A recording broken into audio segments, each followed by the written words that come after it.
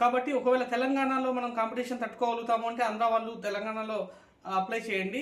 లేదు అంటే కర్ణాటకలో అప్లై చేయండి. కర్ణాటక పక్క స్టేటే కదా, పెద్ద ఇష్యూ కాదు, చాలా దగ్గరే ఉంటుంది. కాకపోతే గుజరాత్ అయితే చాలా దూరము, plus language Hindi related language కాబట్టి మన వాళ్ళకి ప్రాబ్లం రావచ్చు.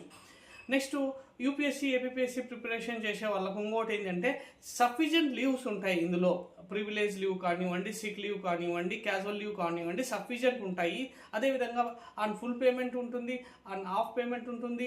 అదేవిధంగా ఒక పేమెంట్ లేకుండా కూడా మీరు లీవ్ తీసుకోవచ్చు బిఫోర్ ఏపీఎస్సీ యూపీఎస్సీ ఎగ్జామ్కు.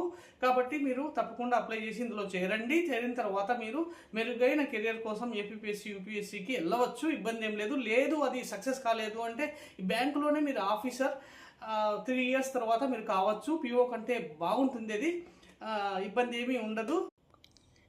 ఇది ఎస్బీఐ క్లర్క్ యొక్క అఫీషియల్ నోటిఫికేషను. ఇలా చూడండి మొత్తం పోస్టులు. నెక్స్ట్ లాస్ట్ డేట్ ఇచ్చారు. లాస్ట్ డేట్ ఈ నెల 31 వరకు ఉంది, అంటే 31 ఆగస్ట్ 2026 అని చెప్పేసి. ఇకపోతే పోస్ట్ వేకెన్సీ డీటెయిల్స్ ఇచ్చారు చూడండి, కేటగిరీ వైజ్, అదే సర్కిల్ వైజ్. సర్కిల్ అంటే గాంధీనగర్, బెంగళూరు, భోపాల్ ఇలా ఉన్నాయి కదా. ఇది నెక్స్ట్ ఏ స్టేట్కు చెందింది అనేది కూడా ఉంది. లాంగ్వేజ్ ఏది రావాలి, ఒకవేళ లాంగ్వేజ్ రాకపోతే ఏం ప్రాబ్లం లేదు, నేను చెప్పాను కదా. ఎల్పిటి టెస్ట్ ఉంటుంది, చాలా ఫార్మాలిటీ విధంగా ఉంటుంది, పెద్దగా టెన్షన్ ఏం అవసరం లేదు. కానీ ఇక్కడ అమరావతి సర్కిల్ లేదు చూడండి, అంటే మనకు ఆంధ్రప్రదేశ్కు సంబంధించినటువంటి అమరావతి సర్కిల్ అయితే అస్సలు లేదు.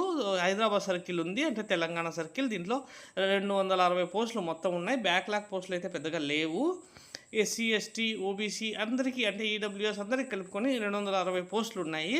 కాబట్టి కాంపిటీషన్ ఎక్కువగానే ఉండొచ్చు. కర్ణాటకలో చాలా తక్కువ ఉంది చూడండి కాంపిటీషన్, అంటే ఎక్కువ పోస్టులు ఉన్నాయి 760, అండ్ కాంపిటీషన్ చాలా తక్కువ ఉంటుంది. మీరు తప్పకుండా దీనికి అప్లై చేసుకోవచ్చు, చాలా బెనిఫిట్ పొందుతారు. గాంధీనగర్ సర్కిల్లో కూడా పోస్టులు కాస్త ఎక్కువే ఉన్నాయి, కాకపోతే కాంపిటీషన్ కూడా తక్కువ ఉంటుంది. కాకపోతే మనకు చాలా దూరం అవుతుంది, అది ఆలోచించుకొని పెట్టండి. ఇకపోతే మిగతా విషయాలన్నీ ఏంటంటే ఇక్కడ సిలబస్ ఇచ్చారు కదా, సిలబస్ ఇక్కడ చూడండి. ప్రిలిమ్స్ సిలబస్ ఇది, మెయిన్ సిలబస్ ఇది. ప్రిలిమ్స్లో కానీ మెయిన్స్లో కానీ ఎస్బీఐలో ఉండేటది ఏంటంటే మొత్తం cumulative pass percentage cut off ఉంటుంది, అంటే అన్ని సబ్జెక్టులో కలిపి కట్ ఆఫ్ ఉంటుంది, ఇండివిజువల్ కట్ ఆఫ్ ఉండదు. ఐబీపీఎస్ ఆర్ఆర్బీ లాగా. అందుకు మనకి ఇక్కడ బెనిఫిట్ వస్తుంది. ఒక సబ్జెక్ట్లో మీకు బాగా పట్టుంటే ఇంకొక సబ్జెక్ట్లో నెగ్గుకు రావచ్చు.